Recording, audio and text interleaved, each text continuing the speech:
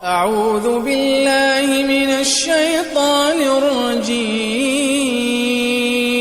بسم الله الرحمن الرحيم. وما خلقت الجن والإنس إلا ليعبدون ما أريد منهم من رزق وما أريد أن يطعمون إن الله هو الرزاق ذو القوة المتين.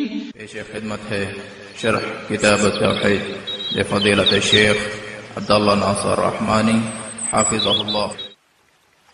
وقول الله تعالى قل إنما أنا بشر مثلكم يوحى إلي أنما إلهكم إله واحد فمن كان يرجو لقاء ربه فليعمل عملا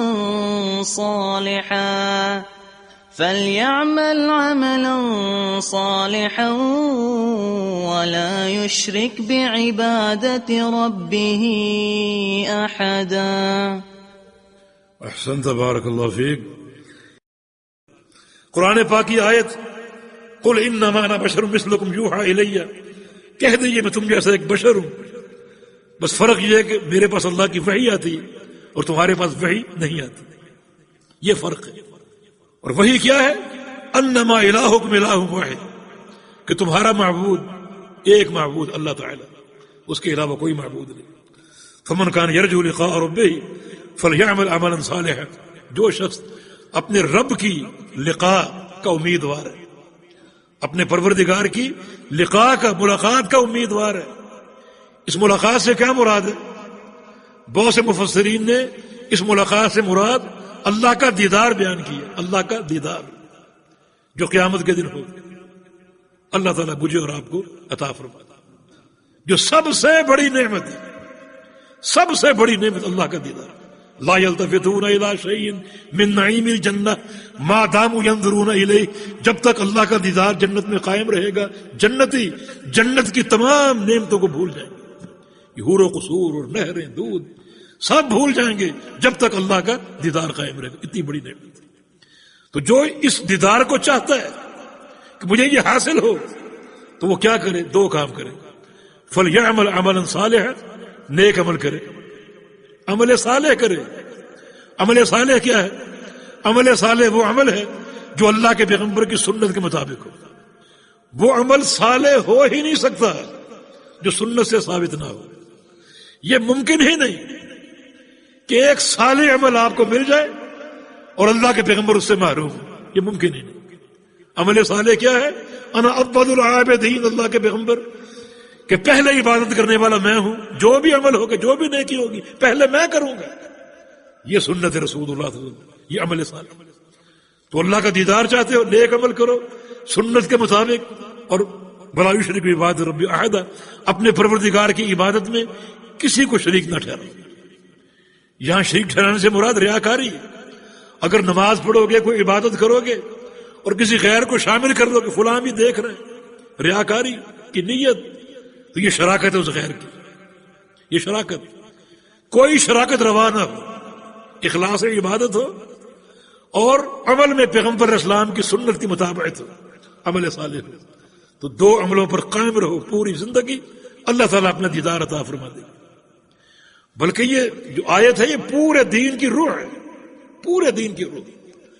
یہ قاضی فضیل ابن عیاض رحمہ اللہ علماء تابعین میں سے تھے اور بڑے عابد اور زاہد تھے، محدث تھے. ان کا ایک بڑا تاریخی قول ہے، وہ قول پورے دین کا خلاصہ ہے. سورہ ملک کی تفسیر کر رہے تھے. اللہ پاک کا فرمان الذی خلق الموت والحیات لیبلوکم ایکم احسن عملا، اللہ تعالیٰ نے موت و حیات کا نظام پیدا کیا. تم کو پیدا کیا اور پھر تمہیں موت دے گا. پیدا کیوں کیا؟ تاکہ تمہیں ایک امتحان میں ڈال دے. وہ امتحان کیا ہے؟ ایکم احسن عملا، کہ احسن عمل کون کرتا ہے، احسن عمل کا امتحان.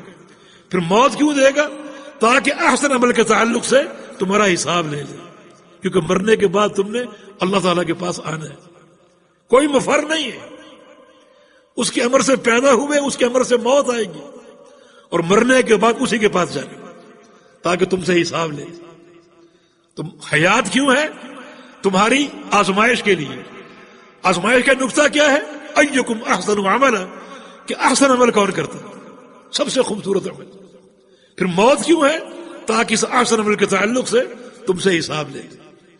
قاضی فضیل ابن عیاض اس احسن عمل کی تفسیر کرتے ہیں کہ احسن عمل کیا ہے۔ احسن کا معنی سب سے خوبصورت، اسم تفضیل کا صیغہ ہے، سب سے خوبصورت عمل۔ یہ کس کا ہو سکتا ہے؟ ہم قوم اور برادریوں میں کھوئے ہوئے ہیں، میری قوم، میری برادری، میرے آباء و اجداد، میرا پیر و مرشد، میرا امام۔ کیا سب سے خوبصورت عمل کا تعین ہو سکتا ہے؟ آپ کہیں میری برادری کا عمل سب سے خوبصورت ہے، میں کہوں گا میری برادری کا سب سے خوبصورت۔ آپ کہیں کہ میرا پیر و مرشد، اس کی تعلیم سب سے خوبصورت ہے، میں کہوں گا میرا شیخ۔ کوئی فیصلہ ہو سکے گا؟ اب فیصلے کی ایک ہی صورت ہے، اللہ کے پیغمبر کا خطبہ، اما بعد فإن احسن الکلام کلام اللہ واحسن الہدی ہدی محمد صلی اللہ علیہ وسلم، کہ سب سے احسن کلام اللہ کا کلام ہے، اور سب سے احسن طریقہ، سب سے احسن عمل محمد رسول اللہ صلی اللہ علیہ وسلم کا عمل۔ تو قاضی فضیل بن عیاض اس احسن عمل کی تعریف کر رہا ہے۔ احسن عمل میں دو چیزیں ہوتی ہیں، اخلص و اصوب، ایک تو بالکل خالص ہوتا ہے، دوسرا بالکل درست ہوتا ہے۔ خالص اور درست یہ اچھے عمل کی نشانی ہے۔ فرماتا ہے کہ العمل اذا كان خالصا ولم يكن صوابا لا يقبل عند اللہ، اگر عمل خالص ہو، درست نہ ہو تو اللہ قبول نہیں کرے گا۔ وكذلك اذا كان صوابا لم يكن خالصا، عمل اگر درست ہے لیکن خالص نہیں ہے اللہ قبول نہیں کرے گا۔ قبول کب کرے گا؟ جب خالص بھی ہو اور درست بھی ہو۔ فرماتے ہیں کہ خالص ہونے کا معنی کیا ہے؟ بمعنی کونہ خالصا ان یکون للہ وحدہ، خالص ہونے کا معنی یہ ہے کہ صرف اللہ کے لیے، اس میں کوئی ریاکاری نہیں، اللہ وحدہ لا شریک لہ کے لیے، کسی اور کے لیے نہ ہو۔ بمعنی کونہ صوابا، اور درست ہونے کا معنی کیا ہے؟ درست ہونے کا معنی یہ ہے ان یوافق سنت رسول اللہ صلی اللہ علیہ وسلم، کہ وہ موافق ہو، مطابق ہو اللہ کے پیغمبر کی سنت کے۔ عمل ثواب، یہ پورے دین کا خلاصہ ہے۔ ہر عمل، ہر عبادت دو چیزوں پر قائم ہے، ایک اخلاص پر، دوسرا ثواب پر۔ اخلاص کا معنی عمل اللہ کے لیے خالص ہو، اور ثواب کا معنی عمل اللہ کے پیغمبر کی سنت کے مطابق ہو۔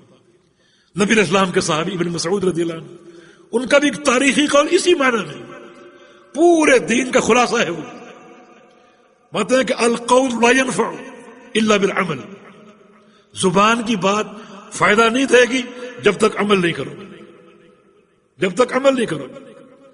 والقول والعمل لا ينفعان الا بالنیہ، اور قول و عمل دونوں فائدہ نہیں دیں گے جب تک نیت درست نہ ہو، نیت میں اخلاص نہ ہو۔ والقول والعمل والنیت لا تنفع الا اذا وافق سنت رسول اللہ صلی اللہ علیہ وسلم، اور قول، عمل اور نیت، یہ تین چیزیں مل کر اس وقت تک فائدہ نہیں دیں گی جب تک یہ اللہ کے پیغمبر کی سنت اور آپ کے طریقے کے مطابق نہ ہو۔ یہ پورے دین کی روح ہے۔